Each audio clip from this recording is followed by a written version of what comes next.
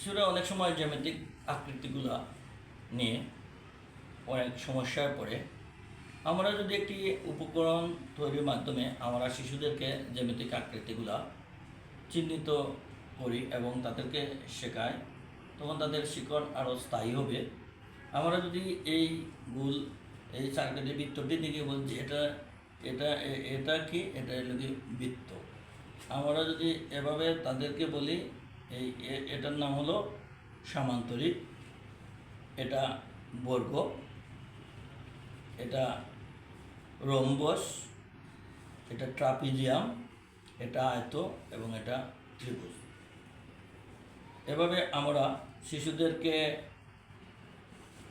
উপকরণের মাধ্যমে যদি শেখানো যায়, তাহলে শিশুরা এগুলা মনের মধ্যে স্থায়ী রাখতে পারবে এবং তাদের পুরোপুরি শিক্ষণটা স্থায়ী হবে।